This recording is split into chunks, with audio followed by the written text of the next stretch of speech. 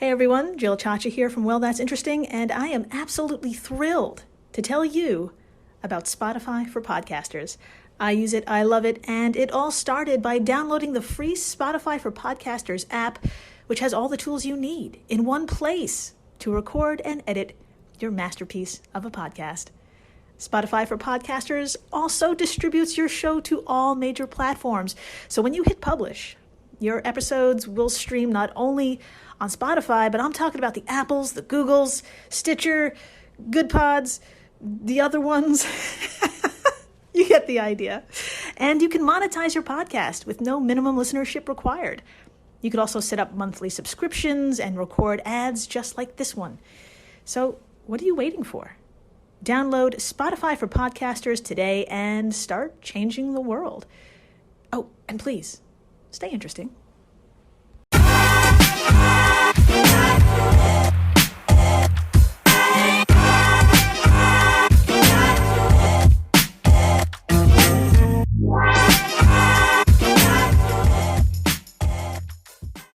Welcome back to Well That's Interesting, the first crossover edition. First crossover edition! Already screaming. It's already... Right out of the gate. Right. We're very excited. We're so excited. Today is a bonus. It's a crossover episode with Beyond Reproach. Fuck yeah, Beyond Reproach. And it's that time the U.S. government gassed the good people of San Francisco. Holy shit, you guys. Holy shit. That's right. I'm Jill Chacha, and I am with the still traumatized and just she still can't believe it. I'm here with Marissa Riley. That's me. I'm here. I still can't believe it. And neither will you, but I will tell you one thing, and it's that you're going to freaking love this episode. Oh my God. It was really incredible. If this is your first time listening, welcome to the flock. Welcome. Dr. Riley here comes in cold and learns everything in real time, just like you. It's true. I had no idea what we were going to talk about in this episode, but when I came in cold, usually I come in cold alone, I got to bring some friends with me. That's right. That's right. Today is special as fuck because not only did Dr. Riley here come in cold that one fateful recording day, so did Dr. Stephanie and Dr. Tux. Heroes. Honorary doctors of the amazing podcast Beyond Reproach. Wonderful podcast. Wonderful people. Yes. Wonderful dogs. Yes. They have wonderful dogs. The dogs. And I miss them a lot. So if you're a longtime listener of Well That's Interesting, you probably have heard a few promos about their show during the commercial break. But if you haven't, don't worry, I got you. Beyond Reproach is a comedic history podcast about scandals in politics and government. The best kind. Luckily, there's been a few of those, so it makes for some incredible fucking content that's just jaw-dropping, face-palming, and horrifying. All of our favorite things. If you love us, you'll love them. And they also pair each scandal with like a cocktail. Oh, yeah. Oh, they really do. Okay. And they happen to pair this crossover edition with an amazing cocktail. I can't tell you what it is. Yeah. You'll have to listen to the episode to find out. But once you hear about it, you are going to want one stat. Yeah. Stat. And the good thing about this cocktail is that you can enjoy it with a lot of friends. Yeah. Up to 12. Or if you don't have any friends, alone is fine too. Totally fine. I would drink one alone. Yeah, I just pictured myself with one alone, and I was fine with it. I was fine with it too. So the day we recorded, Tux and Stephanie served us a cocktail that paired with the clue that I gave them about the scandal we were to cover. And photos and recipe of the massive, beautiful drink will be on both of our social media stuffs, so please come on by and check it out. And please do check out Beyond Reproach. Fucking listen, rate, subscribe, do all the things. Give them all the love. They are awesome, and it will be so worth it, I promise. God. Yeah, we had a goddamn blast, and we think you will too. So, my friends, do enjoy. That time, the U.S. government gassed the good people of San Francisco. Ugh, please do. Hello and welcome to Beyond Reproach. I'm Stephanie Domingo. And I'm Tux Lurzol. We come to you from Bushwick, Brooklyn, where we record on land belonging to the Lenape Nation. Nation that is one of many, still very much out here doing its thing, and we'd like to acknowledge that. We sure would. This is the show about scandals and scandalousness in American politics and government. We be drinking, we be swearing. And we be having some guests Right? today. This is a very special episode. We have two lovely, nerdy women with us. We are graced by their presence. IRL, y'all. I know, like people, people across the face to table. face, yeah. There are 4 extra eyes in this room right now. Yes. And I feel this is great.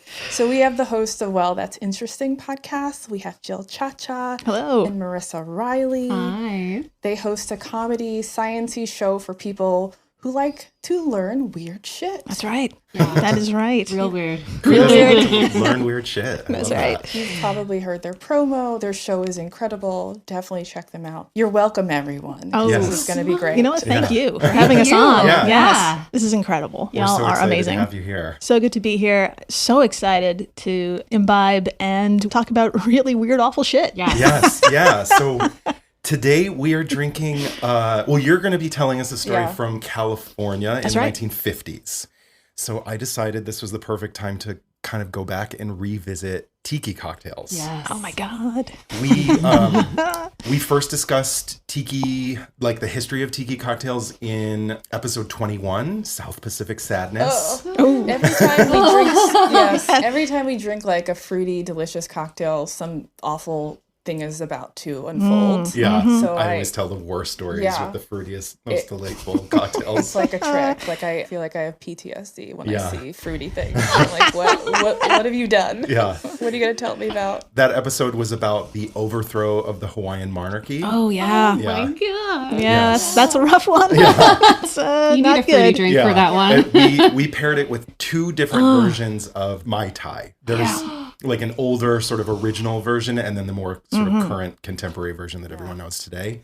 Yeah. In that episode, I talked about how there were 2 men who were credited with creating the whole like tiki phenomenon in the United States. Today, we're going to be focusing on one of the 2, Victor Bergeron. Victor Bergeron and his restaurant in Oakland, California called Trader Vic's.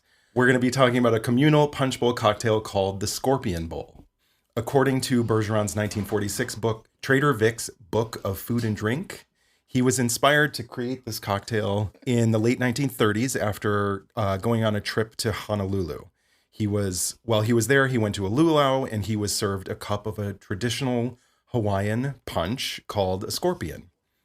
He said this traditional Hawaiian punch was made with Hawaiian moonshine called okalehau. Along with a handful of other ingredients like orgeat, mint, and a combination of fruit juices.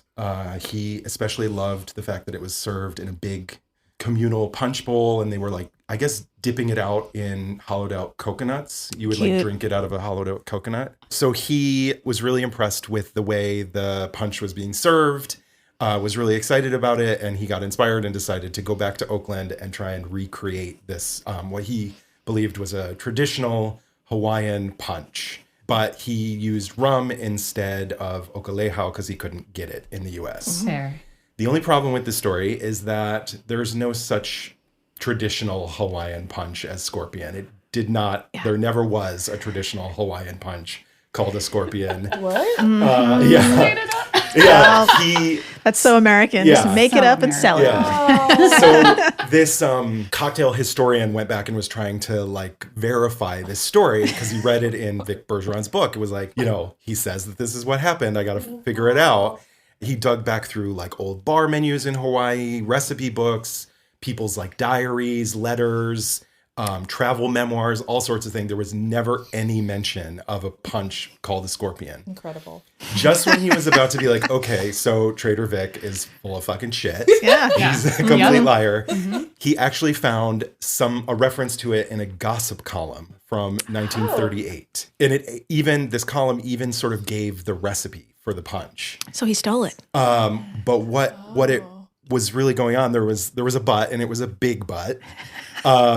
Far from being a traditional Hawaiian beverage, it turned out that the Scorpion was actually something that Hawaiian surfers had kind of created to sell to tourists. Of course. Yeah, it was like Yeah, there were these guys that would like sit on the That beach tracks. and they would get paid to like teach tourists how to surf or like take them out in a boat in the, on the ocean. So they started selling this beverage called the Scorpion. And we're like, it's a traditional Hawaiian beverage. And all these tourists are like, yes, you can separate me from my money now. Yeah. Good for them, though. Making Yeah, that that's so buck. smart. Yeah. Take Yeah. advantage of us. Totally. Yeah. Please.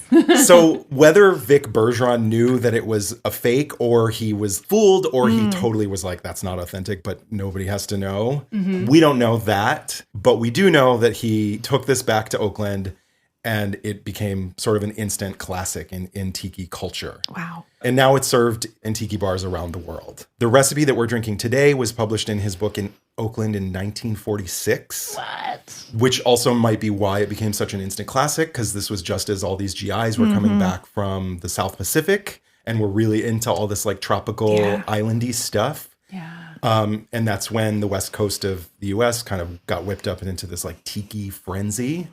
Over the years, Bergeron continued to tweak the recipe, simplify it, perfect it. So if you order a scorpion bowl at a tiki bar today, you're not going to get the recipe that we are drinking, because this was the 1946 recipe that we would have been drinking in California in the 1950s. Fun. I love it. But there was another recipe published in 1972 that is much simpler, has a lot fewer ingredients. And that's sort of like what everybody drinks today. Gotcha. Is a much later recipe. Now we're here for the real shit. Yeah, I want the more ingredients. Totally. Yeah. I want Take it all. my money. Yeah. This recipe from 1946 originally served 12 people. Whoa. Yeah. It would come in like a huge bowl with 20-inch straws. Yeah. Oh, Yeah. wow. You get hammered and some sort of infection. Yeah, totally. Yeah. Later on, they invented like these ceramic bowls that serve 4 people. Yeah. And they have this sort of little elevated ceramic shot glass in the middle that looks like a volcano. You fill it with overproof rum and light it on fire. So it looks like the volcano in the center of your drink is literally on fire. This recipe would have been in this big punch bowl, and he would have decorated it with fresh fruit on top and gardenias. Oh. Yeah, there was always gardenias floating in the punch bowl. That is a gay drink. I love Yeah, it. I know, totally. So Yeah. gay. Yeah. Of course, it is spring in New York City. We don't have any gardenias. So we've got citrus wheels and mint and some edible flowers that I found at Wegmans. And it is Amazing. stunning. I was Yeah. saying I want to take this home and like Yeah. display it on the wall somehow or something. Yeah. It's gorgeous. Thank you. Should we try it? Yes. I know Yes, we've been yes. sitting here like looking at it this whole time. All right, here we I'm go. scared I'm going to ruin it. When I was a kid at school learning the golden rule, teacher often used to say, if you don't tell a lie, there's not a reason why you can't be like Washington someday. How could Washington be a married man and never, never tell a lie? Oh, wow. Yeah. Oh my God. Yeah. The full recipe called for a bottle and a half of Yes. Puerto Rican rum. Yes, please. Yes, a bottle and a half. Lemon and orange juice, mint, white wine, and for some reason, it has this teeny tiny amount of gin and brandy. There is, after Whoa. a bottle and a half of rum, Oh my there's God. 2 ounces of gin. We're going to die. What is that? Like when you do the math and divide it by 12 servings, everyone gets 1 teaspoon of gin in their cocktail. So fancy. So like, is what's that? the point? I think it's to make us angry. Yes. I don't know. Someone starts to fight. Yeah, That's gin. We had this mezcal cocktail a few years ago, and there was like just a little bit of gin in it. We Yeah. were like, why is this? And then later that night, we were both like yelling. We were like, We got into our first couples fight because God. of that gin. Yeah. it was over chicken too. We were trying to cook chicken, and we were like, what is going on? And Yeah. it was we blamed it on the gin. Yeah, It was that's totally fair. gin. Hopefully, just having a little teaspoon of gin in the cocktail is not going to not send you over the edge. Yeah, I'll keep it together. yeah. But yeah, that's the scorpion It's bowl. incredible. It's so fresh. Yeah, Yeah, I feel like it's healthy because of the fruit. yeah. So I mean, Let's it's go with that one. it's like a salad. it's a fruit Tonic salad. for our vitality. Yes, exactly. Yeah. Yay. Take it away. Oh my Tell us God. about Yes. California in the Yes, we are 1950s. here for a story. So I guess let me do like a little intro into this story. Please, yeah. For our do it. dear listeners. So Dr. Stephanie and Dr. Tux. Oh my God. That's right. Honorary doctors. Tell your parents.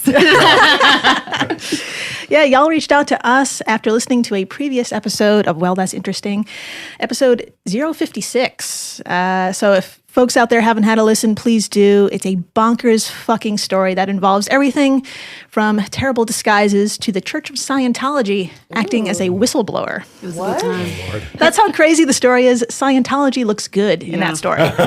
Yeah, it's pretty fucked up. I'll give us a little recap. It's a segue into today's story, but I'm not going to give too much away because, please, everyone, I'm plugging our show here. So yeah. Clearly go back and listen. Basically, in 1966, the CIA contracted a 21-person team to release biological agents within the New York City subway system during rush hour over several days. Yep, real thing. Oh my God. Real thing that happened. And in classic American military-industrial complex fashion, the purpose was to see how quickly a bioagent spreads in a city with a transit system. Oh my God. Let's just test New Yorkers. Yeah. No big deal. Not a big deal. And if you're wondering if the people of New York had any idea this was taking place, no, they didn't. No. Neither did senators or anyone outside of the CIA. Nobody knew. That's right. And I have more good news. This wasn't the first or last time biological experiments on American civilians took place without their knowledge, which brings us to today's story. Yes, my friends. Today, we're going to be talking about what sounds like a body axe deodorant. It's called Operation Sea Spray. Or So douchey. so douchey. Or as I like to call it, that time the U.S. government gassed the good people of San Francisco. Oh, no. Yeah. Not San Francisco. Oh, no. New York is fine. Yeah. We can handle whatever. We're built different. San Francisco, though, they're a little softer. Before we begin, Dr. Stephanie, Dr. Tux, Dr. Marissa, what do you know about the Nuremberg Code? Had to do with Nazis? Yes. Yeah. That's all I know. I know about the trials. I don't know the code exactly. Same. Yeah. Yep. All right. Yeah, exactly. It was written up in 1947 after all of the fucking horrific experiments performed by the dipshit Nazis were revealed, and its goal was to establish a set of rules for the ethical conduct of research when using human subjects. Two main takeaways of the code. One, participation must be voluntary with informed consent. That sounds fair. Yeah, right? And two, no experiment can be performed that will cause injury or death. Oh my God. Okay, Wow. so those are two Okay. takeaways. Sorry to bring down the room. They had to write that down. Yeah. But it was needed. Okay. Yeah. So it should come as no surprise that just 3 years after the Nuremberg Code was created, the U.S. government broke this international agreement. Oh my God. I like how it's so embarrassing to be an American all the time. Just constant embarrassment. Oh, us. Yeah. I mean, we're consistent. Yes, absolutely. It's We are. not a surprise at all. that we do this. Predictable. Yeah. Yeah. All right. So let's head on back in time to a year no one in this room would be accepted, 1950. Truly, yes. It is the end.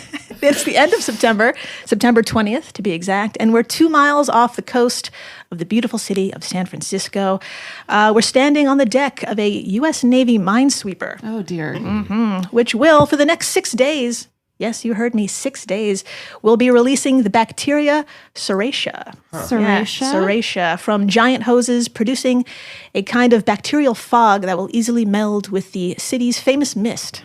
Wow. Just, yeah. Devious. This sounds like a horror movie or my favorite kind of movie, a Marvel movie. There you go. I find a way to bring up Marvel in every I single also episode. love the MCU. Oh my And God, I judge really? myself harshly for it. I do. I made her watch Endgame the other night just for funsies. I cried. It makes us cry. I cried every every time. Well, when I guess we could talk spoilers. I don't know. It's been out for a while, but when Iron Man dies, man, Oh, yeah, no. I cried. And I the have- dance at the end kills me when Cap finally gets to dance with his lady. Oh, yeah. Yeah, I definitely got misty there. Yeah. Anyways, back to the mist. Okay. To the other mist. So I know what you're thinking. What the fuck is Serratia? Yeah. Well, Okay. It's not to be confused with the hot sauce sriracha. No. I was trying to figure out what that sounds like. And believe it or not, there's a good chance you've seen Serratia in your home. Great. Yeah. Another anxiety. Thanks, Jill. And I'm pretty sure you never thought to ingest it because it looks fucking gross and it's a bit scary. Dr. Marissa, please tell us a little bit about our gloopy friend, Serratia. Oh, no. It's gloopy. Great. Love me something gloopy. Okay. According to discovermagazine.com, quote, the bacteria thrives in wet environments and may be seen forming pink streaks, this is already so gross, on the insides of shower curtains and along toilet bowls in homes. Yes, it happens in my toilet bowl and in the dog water bowl if we don't wash it. There you go. Yeah, In it the turns dog pink. water bowl? Yeah. Just a heads up to our listeners, we are with the two cutest dogs, and I'm so scared to continue this quote thinking about their water bowl. Yeah. So now I know, like, I have to wash the water bowl at least once a week. Like, wash, with hot water and soap, or it will turn pink. Oh, no. There you go. Continuing the quote, these water-dwelling microbes, great, have one very neat party trick. The manufacture of red pigment known as prodigiosin. Nailed it. Nailed it. This color ranges from a lurid vermilion to a washed out pink, depending upon the microbe's age. This unique property, I know, right? The word vermilion is like making my word. fashion Yeah. things tingly. This unique property has been regularly exploited in microbiology as a biological marker tracking metabolic behavior and transmission of bacteria in various environments. For this reason, the microbe is an ideal tool for such work. It's a showy microbe that naturally flies a very noticeable red flag. End quote. Jill, I'm stressed and confused. What's going on here? Okay. Is it harmful? Yeah. That's a good question. We will definitely get to that. Okay, yeah. But it's red. It's this. They can track it easily. Yeah. Because it's red. Yeah. Yeah. I see. Yeah. I see. I mean, basically, the stuff that grows on toilets was sprayed over San Francisco, and it was chosen thanks to its natural pigment. And San Francisco was chosen thanks to it being a densely populated area. Wow. Is that why the bridge is red? Oh my God. A shit ton of bacteria. That is a good point, man. Holy shit. Yeah, that's all I'm going to think about. That's all I'm going to think about. San Francisco was chosen because it was a densely populated area within close proximity to an ocean. Now, you put these two things together and you have yourself an easy experiment to see just how quickly a biological attack spreads along a coastline, which is what they were trying to figure out. So, prior to the release, 43 monitoring systems were placed around the city. And boy, howdy, their data didn't disappoint. Serratia was blown all over San Francisco and extended to the adjacent communities of Albany, Berkeley, Daly City, Colma, Oakland, San Leandro, and Sausalito. A lot of places. Yeah. It blew all the fuck over. It's estimated over 6 days. A staggering 800,000 people, unbeknownst to them, breathed in millions of particles, making it, to this day, still one of the largest human experiments in history. Damn. This is madness. Yeah, round of applause. But what does it do? Are they okay? Okay, that's great. These are people's grandparents? Yeah. Parents? I can only imagine how accomplished these U.S. government agents felt when those numbers rolled in. But in fact, we don't have to imagine because all we have to do is read the report. Oh. Boy. Dr. Marissa, please do us the look on Stephanie's face. I am so just horrified by all of this. I have so many questions, but yeah, I'm gonna. Stephanie loves a declassified report. I do. Too. It's her. Yeah. That's kind of my thing. Yeah. CIA fuckery is like my bread and butter. It's But I so haven't heard about wild. this one. Yeah. Dude, they do all kinds of stuff to us that we don't know know. about. It's really, I sound like I should be wearing a tinfoil hat or something. They're coming to get us, but Let's get into it. Dr. Marissa, please do us the honor and tell us, what did the U.S. government learn from gassing their people? And tell us, would they do it again? great. Yes. Yes, definitely. Okay, from 1951, Operation Sea Spray military report, quote, it was noted that a successful biological warfare attack on this area can be launched from sea, and that effective dosages can be produced over relatively large areas. Serratia is so rarely a cause of illness, and the illness resulting is predominantly so trivial that its use as a stimulant should be continued even over populated areas. End quote.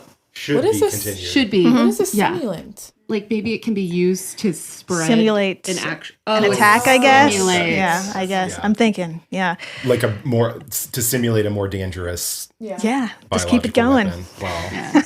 Well, that makes me feel better that now that I know that I find it in my dog's water bowl sometimes and it's not dangerous. Well, They're very vague on that topic. Rarely cause of illness. I mean, is breathing in a glowing red bacteria really trivial? This is the question, and the answer is no. The answer. Remember, this was 1950, 1951. This was a time when doctors were advertising the health benefits of cigarettes, and we were smoking on planes. So, so at the time, everything was trivial. Yeah. You know. Yeah. So, unfortunately, reality set in pretty quickly after this 6-day escapade. Dr. Marissa, again, sorry, I keep calling on you to read. It's fine. Please tell the good people out there what happened next, as reported by the Discover magazine article called Blood and Fog. Oh my God. Well, that's the name of my next favorite Netflix 6-part special. I'm so nervous to read this. Okay, quote, a week after the sprain, 11 patients were admitted to the now defunct Stanford University Hospital in San Francisco with severe urinary tract infections. Whoa! Resistant to the limited antibiotics available in that area. Resistant to antibiotics too. One gentleman recovering from prostate surgery developed complications of a heart infection as Serratia colonized his heart valves. Oh my God! He would be the only death during the aftermath of this experiment. End quote. I don't know if y'all have had urinary tract. Well, first of all, he died from the heart thing. Yeah. But also, like, that's just so weird. Urinary Bonkers. tract infections are painful. Yeah. I can't imagine what it was like in the 50s without, like, being able to take antibiotics. Yeah. It's pretty. It sounds trivial. Right. Suck it up. Yeah. That gentleman's name, by the way, was Edward J. Nevin. Pour a bowl out for Edward. Now, remember, the people of San Francisco had no idea this experiment had happened. So when doctors at the Stanford University Hospital took samples of their patients' urine and saw this blooming on Petri dishes, they were fucking bewildered. I have a photo of an example of what they saw, if anyone wants to take a look of what this looks like. Yeah, go for it. Oh, Whoa. no. Nope. Oh Nope. my. Absolutely not. This is terrible. Yeah, that was in someone's piss. Yeah, they didn't know It it. looks like death. It's coming for us. I mean, it looks like the computer generated graphic of the coronavirus. It's like Yeah. I thought it looks like a bowl of hot tamales. yeah. Or little Sudafeds. It's so much more red than I was expecting it to be. Is that vermilion? Yeah, so doctors were able to identify that their piss was riddled with Serratia, but they had no explanation how a water-loving bacteria, usually found in soil and toilets, got into these people. Yeah. My friends, this experiment accidentally or irresponsibly became the first recorded Serratia outbreak in microbiology history. So another round of applause for that accomplishment.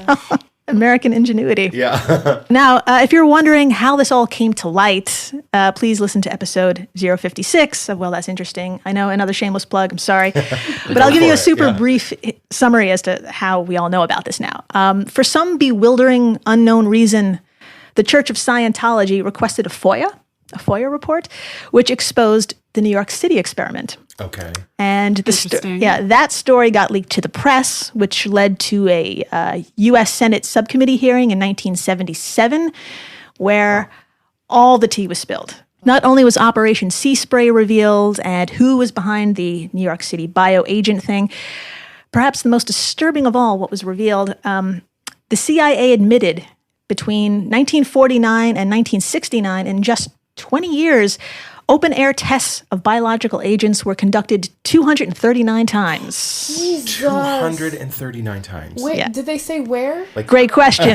Great. I love it. Dr. Marissa, according to Wikipedia, can you give us 2 more examples of what was done in that time frame? Yeah, usually I'm like so excited to read these quotes, but the more I learn about this, the more scared I get. Yeah. I'm like, is it happening right now? It's going to happen on the walk home. I know. All right. In the 1950s, Army researchers dispersed zinc and cadmium sulfide, now known as a cancer-causing agent, over Minnesota and other Midwestern states to see how far they would spread in the atmosphere. Just to say. It doesn't matter. Let's fuck around and find out. Continuing the quote, the particles were detected more than 1,000 miles away in New York State. Wow. Feeling great. In May 1965, secret release of Bacillus globigi, I think we've talked about this, at Washington's National Airport and its Greyhound bus terminal, more than 130 passengers were exposed to the bacteria. The bacteria traveled to 39 cities in 7 states in the 2 weeks following the mock attack, end quote. Yeah. Suck. Seriously. Sucks. Yeah. This is bad. Yeah. The Bacillus globigi, I think that was what was released in New York. So they used it multiple times. So Great. yeah. Again, all of these people had no idea they were carriers, and they had no idea they were being traced as well. Oh my God. What this story, it's a journey. Yeah, when I was writing it, I was just writing it. I was just saying it in my head, but now that I'm saying it out loud, it's even worse. Yeah. It's yeah. I So don't know what's more embarrassing, the fact that this happened over and over again, or the fact that one of the biggest cults in the world had to expose it. yeah. Seriously. Yeah. We would wild? no one would know otherwise. Yeah. Yeah. Oh, yeah. So strange. So I'm happy to report in consistent American fashion, no one faced accountability either. Of course. Yeah. So, yeah. And what could I say? This is why people believe in conspiracy theories. The end. I'm so sorry, How do we y'all. all feel? Seriously, this show, I mean, we've done so many of, well, not specifically like this, but we've talked about all these like weird experiments and like ideas that the CIA has had that some of them didn't put into place, but they were just like spitballing these, like they were trying to Get Castro. Yeah, they were trying to get Castro. So they were like coming up with all these things where like, what if we release some like biological thing that like killed all the crops in Cuba? And like, well, Or made it rain like a different color. yeah. And I'm like, but what if something like that spread? Yeah. You can't, you know what I mean? Yeah. Like you're going to kill all the crops in Cuba and then the whole world, you know? There's people everywhere. Yeah. Yeah, exactly. They're hard to miss. Yeah. There's crops everywhere. Yeah. There's crops. People eat them. Yes, That's the point that they of them. do. Yeah, yeah. I mean, thankfully, they never Yeah. put it into place. But it's They just didn't like have the the fact that no science one was back like, then, wait, maybe that's not a great Yeah. idea. There was one person who raised concern in that case, and it was like his concern wasn't for the people who would die, it was for him getting caught, like people finding out, like we shouldn't do this because this could come back to us. That's even worse. Yeah. That's even worse. Yeah, Yep. he should have known that. Like, there wouldn't have been any consequences, so it would have been fine. Yeah. Yeah. Wow. Well, that was eye-opening and mind-blowing, Alarming. as well. Yeah. But thank you for telling that story. no, thank you. This was a real treat. Yes. There's a lot of punch left, I so the know. drinks are not empty, Our but we will be drinks emptying are them. definitely not empty. Our bowls aren't empty, Yeah. I should say. America's history is juicy. We just add a boatload of rum, orgeat, gin, Fruit juice, white wine, everything, everything. every alcohol. jazzed up with some edible flowers. It's lovely. Thank you so much for listening to Beyond Reproach. This has been Stephanie Domingo. And Tux Lurzel. Thank you to Tim Clough, our editor, sound engineer, and podfather. We could not do this without him. Facts are facts, Yeah. America. All right. Bye, y'all. Bye.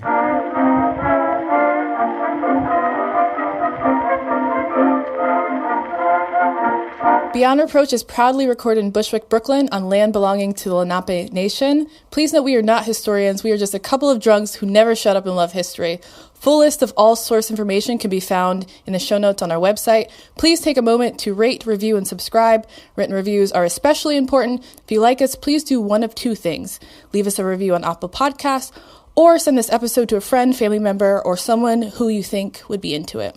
Make sure you follow us on Instagram because we post our cocktail recipes the Thursday before each full episode.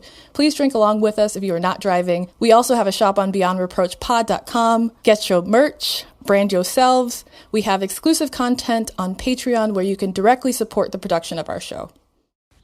And we're back. We are so back. We're so back to thank you again for listening to our first ever crossover, my God, and for welcoming Beyond Reproach into your ear holes. Seriously, thank you so much to everyone listening. Thank you to Beyond Reproach for being so hilarious and charming and giving us some amazing drinks and letting us be freaking weird. And just handling your dogs.